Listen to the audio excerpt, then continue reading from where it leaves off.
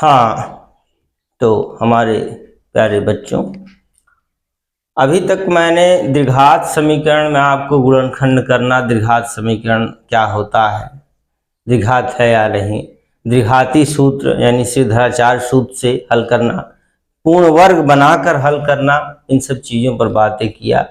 आपको एग्जाम्पल सहित सवालें बताई गई। प्रश्नावली जो एनसीईआरटी का जो अध्याय था उसमें अभ्यास वो आपको बताए गए। अब आगे है कि विविक्तर, ये बड़ा इम्पोर्टेंट महत्वपूर्ण है। विविक्तर क्या होता है? इंग्लिश में इसको डिस्क्रिमिनेंट बोलते हैं। और तथा मूलों की प्रकृति, विविक्तर तथा मूलों की प्रकृति, ये आपका टॉपिक है। तो विविक्तर जैसे हमारे द्विघात का ये व्यापक समीकरण, द्विघात का व्यापक समीकरण, जैसा कि आप लोगों को पढ़ाया गया है, द्विघात का व्यापक समीकरण होता है ax² + bx + c = 0। ये क्या है? द्विघात का व्यापक समीकरण है। और अगर इसमें विविक्तर पूछा है तो d बराबर फार्मूला होता है हमारा b² - 4ac। क्या होता है? d बराबर b² - 4ac।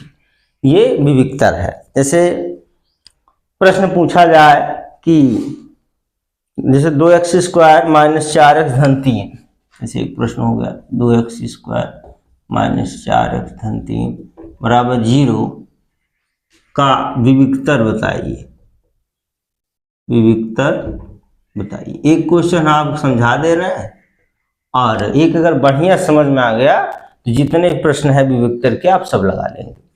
तो विविक्तर फार्मूला क्या होता है?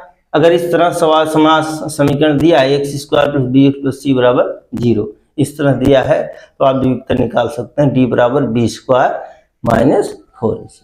तो क्वेश्चन क्या दिया है? 2x² - 4x + 3 = 0।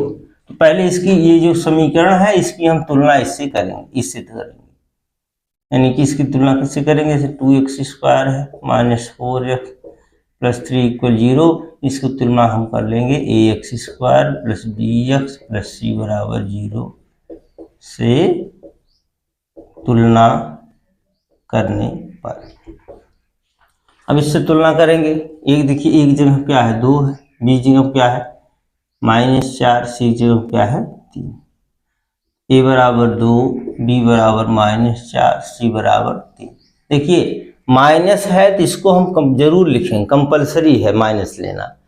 प्लस है तो प्लस तो लिखा ही जाता है, माना जाता है, प्लस आवश्यक नहीं है कि लिखें, लेकिन माइनस है तो उसको जरूर लिखेंगे।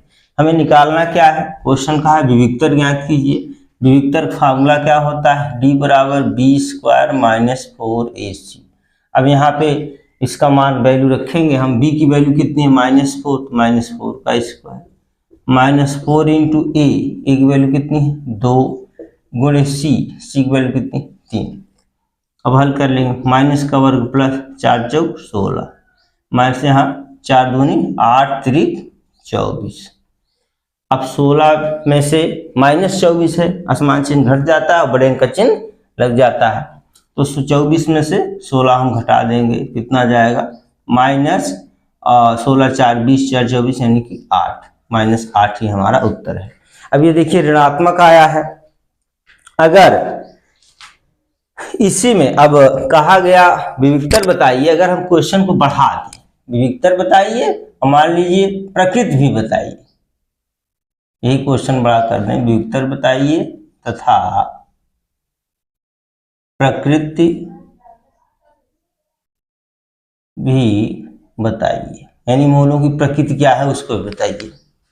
तो अब देखिए विविक्तर तो -8 आ गया, यानी डी की वैल्यू कितनी आ गई -8। अब प्रकृति इसी में एक ही क्वेश्चन हम बता इसलिए दे रहे हैं कि आपको प्रकृति पूछा है तो आप समझ जाएंगे प्रकृति। अब देखिए अगर b² - 4ac क्या होता है? 0 से बड़ा है, यानी इसे हम पढ़ेंगे b² - 4ac ग्रेटर देन 0। 0 से अगर बड़ा है तो हमारे मूल क्या होंगे? भिन्न होंगे। भिन्न माने अलग अलग और वास्तविक होंगे। अब जो वैल्यू आई है डी यानी बी स्क्वायर माइनस 4ac का मान कितना आ गया -8। ये 0 से बड़ा है -8 नहीं, 0 के बाद -8 आता है तो 0 से नीचे आएगा -1 -2 -3 ऐसे -8। 0 के ऊपर क्या आएगा +1 +2 +3 तो -8 इसमें इस कंडीशन फॉलो नहीं कर रहा है। दूसरा क्या है या तो बी स्क्वायर माइनस 4ac बराबर 0, इसकी वैल्यू जो है वो 0 के बराबर हो। तो देखिए डी का मान 0 ही नहीं आया है ना, यानी ये भी फॉलो नहीं हो रहा है। अगर जो फॉलो होगा ये तीनों में जो फॉलो होगा वही उसका प्रकृत होगा, वही लिख देंगे।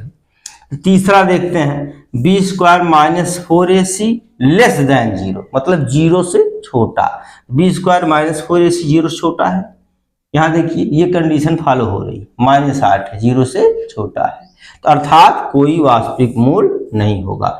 यहाँ लिख देंगे प्रकृति क्या होगी इसकी, कोई वास्तविक मूल नहीं होगा। अगर वास्तविक मूल नहीं होगा तो कोई हल भी नहीं होगा, इसका अस्तित्व भी नहीं होगा।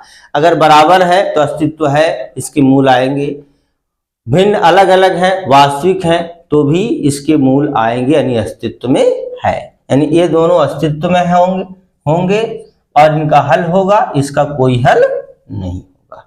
ठीक है, इसके उत्तर नहीं आएंगे। बात समझ में आया? अब आप जो प्रश्नावली है, अगली प्रश्नावली जो है उसमें यही क्वेश्चन कहा है कि निम्न द्विघात समीकरणों के मूलों की प्रकृति ज्ञात कीजिए, यदि मूलों का अस्तित्व हो तो उन्हें ज्ञात कीजिए। यानी इस प्रकार के सवाल आप आसानी से उसमें लगा सकते हैं। इसको लगाइए, सबसे पहले हम विविक्तर निकालेंगे इस तरीके से और इसमें मिलाएंगे कि इसकी प्रकृति कैसी है।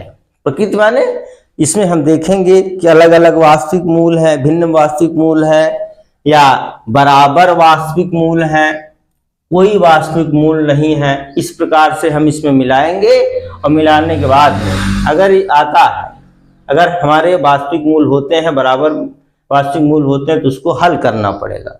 तो गुणनखंड विधि आपको पिछले वीडियो में पढ़ाई गई है, उस वीडियो को आप देख के समझ सकते हैं। गुणनखंड करिए और इसका आंसर, हालांकि वो प्रश्नावली जो अगली प्रश्नावली है उसको भी हम इस अगले वीडियो में पूरा डाल देंगे।